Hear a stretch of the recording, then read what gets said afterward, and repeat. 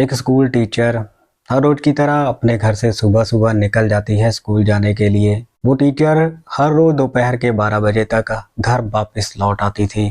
लेकिन घटना वाले दिन दोपहर के 1:30 बज चुके थे। इसीलिए टीचर का पति उसके मोबाइल पे कॉल करने की कोशिश करता है, लेकिन टीचर का मोबाइल स्विच ऑफ बता रहा था। इसके बाद उसका पति स्कूल के स्टाफ को कॉल करता है, लेकिन स्कूल के स्टाफ वाले कहते हैं कि उसकी पत्नी तो 12 बजे ही छुट्टी करके घर चली गई थी। इसके बाद मामला पुलिस के पास पहुंच जाता है और पुलिस जब इस मामले की जांच पड़ताल करती है तब एक ऐसा सच निकल कर सामने आता है जिसे सुनकर हर किसी के होश उड़ जाते हैं। दरअसल ये कहानी है एक तरफा प्यार की।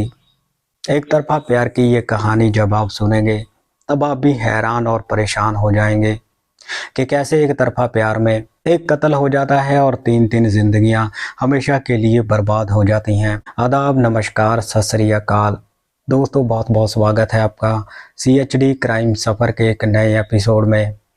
मैं उम्मीद करता हूं आप सब ठीक ठाक होंगे। दोस्तों, आज जिस सच्ची घटना के बारे में मैं आपको बताने जा रहा हूं वो सच्ची घटना कर्नाटका से है। कर्नाटका में ही एक गाँव पड़ता है मनायका, और इसी मनायका गाँव की रहने वाली दीपिका जिसकी उम्र है लगभग 28 साल। दीपिका इस गांव में अपने पति लोकेश और 8 साल के बेटे के साथ रहती है। दीपिका एक प्राइवेट स्कूल में टीचर है।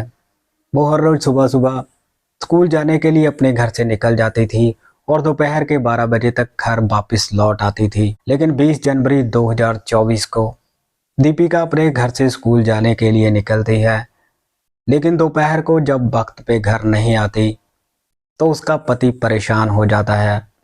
अब परेशान होकर लोकेश अपनी पत्नी दीपिका के नंबर पे कॉल करता है, लेकिन दीपिका का नंबर तो स्विच ऑफ बता रहा था। और अब लोकेश दीपिका के स्कूल में फ़ोन करता है और स्कूल के स्टाफ वाले बताते हैं कि दीपिका तो 12 बजे ही छुट्टी करके यहाँ से चली गई थी। इसके बाद लोकेश अपनी पत्नी दीपिका को ढूंढने की बहुत कोशिश करता है, लेकिन दीपिका का कहीं भी कुछ भी पता नहीं चल रहा था।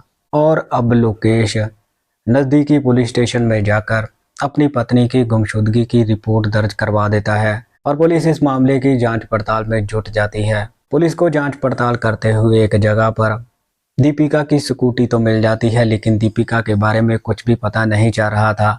देखते ही देखते घटना को 2 दिन बीत जाते हैं, लेकिन लोकेश अपने दोस्तों के साथ मिलकर अपनी पत्नी की तलाश में लगातार लगा हुआ था। अब इसी बीच में लोकेश जहां पर दीपिका की स्कूटी मिली थी वहां पर पहुंच जाता है अपने दोस्तों के साथ, और वहीं पर लोकेश की नज़र एक ऐसी जगह पर पड़ती है जहां पर ऐसा लग रहा था जैसे किसी ने ताज़ा गड्ढा खोदकर उसे अभी अभी बंद किया हो।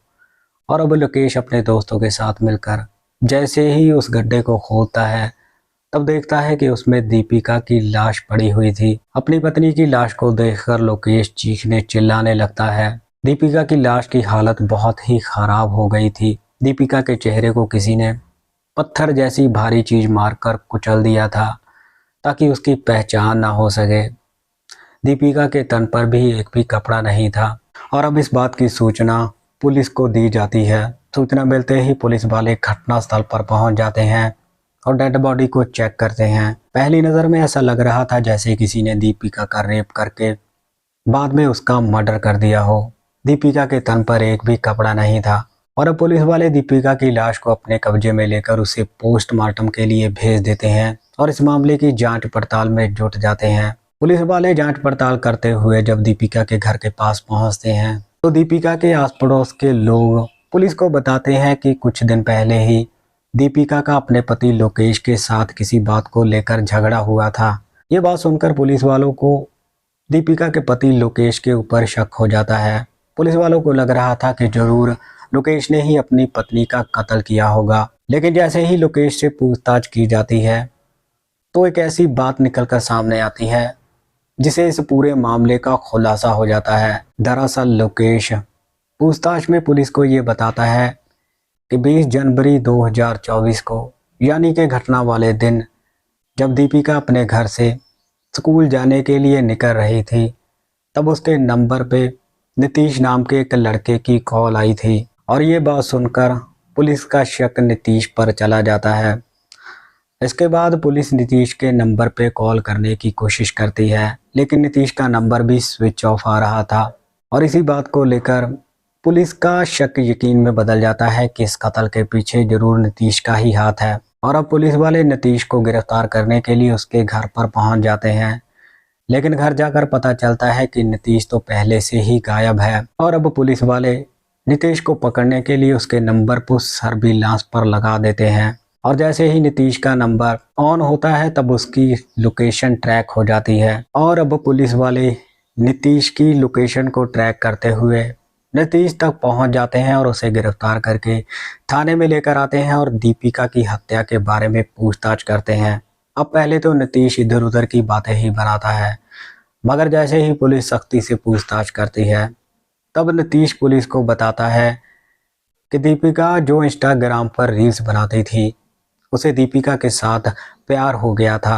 हालांकि दीपिका उसे अपना भाई मानती थी, लेकिन नीतीश जिसकी उम्र थी 22 साल, वो पूरी तरह से दीपिका के प्यार में पागल हो चुका था।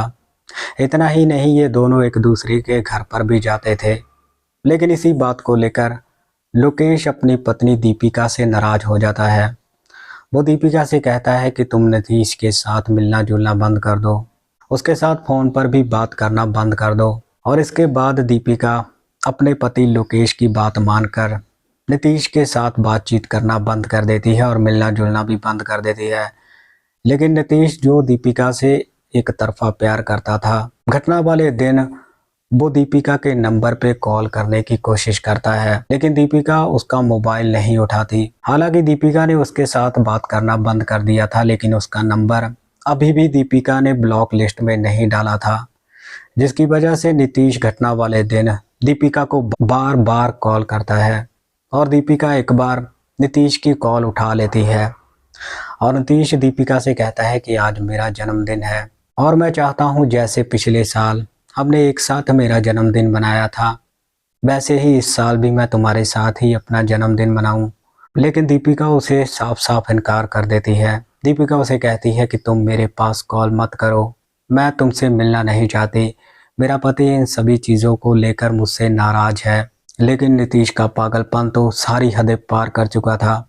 इसके बाद दीपिका अपने स्कूल में चली जाती है और स्कूल में जाने के बाद भी नीतीश उसे बार बार कॉल करके परेशान करता रहता है।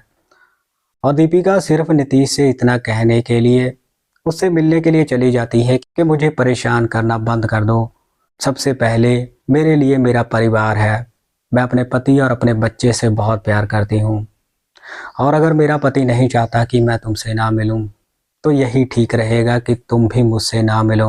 और जब दीपिका नीतीश से इस तरह की बातें करती है तो नीतीश को गुस्सा आ जाता है।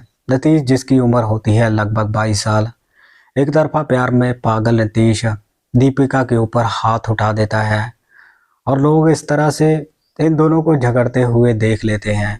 इसी वजह से नीतीश वहाँ पर तो दीपिका से माफ़ी मांग लेता है और उसे कहता है कि चलो किसी दूसरी जगह पर जाकर बात करते हैं। और अब नीतीश दीपिका को एक सुनसान जगह पर लेकर चला जाता है और वहाँ पर भी दीपिका नीतीश से कहती है कि अब मैं जा रही हूँ, आज के बाद ना तो तुम मुझे कॉल करना और ना ही मिलने की कोशिश करना। इसी बात से नाराज होकर नीतीश दीपिका के गले में पहने हुए शॉल को खींच लेता है और उसी से उसका गला दबाकर उसकी हत्या कर देता है।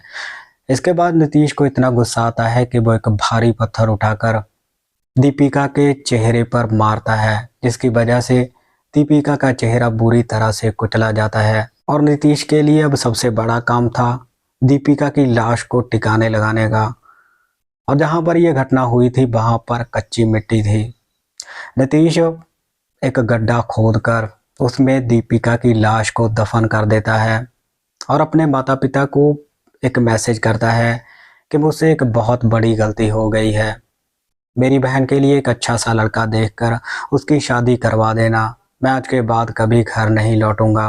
दोस्तों बाकी नीतीश जब ये पूरी कहानी पुलिस वालों को सुना रहा था, पुलिस वाले भी इसे सुनकर हैरान हो जाते हैं कि भला ये कैसा एक तरफा प्यार है जिसमें एक व्यक्ति की जान चली गई। दोस्तों आपने देखा कि कैसे एक तरफा प्यार में एक आशिक अपनी प्रेमिका का कत्ल कर देता है। हालांकि वो प्रेमिका उसे अपना भाई समझती थी और इसके जुर्म में नीतीश को उम्र कैद की सजा हो जाती है। दोस्तों, इस घटनाक्रम के बारे में आपकी क्या राय है? आप अपनी राय कमेंट सेक्शन में ज़रूर रखिएगा। तो मिलते हैं किसी और क्राइम की कहानी में। तब तक आप अपना ख्याल रखिए, सतर्क रहिए। जय हिंद।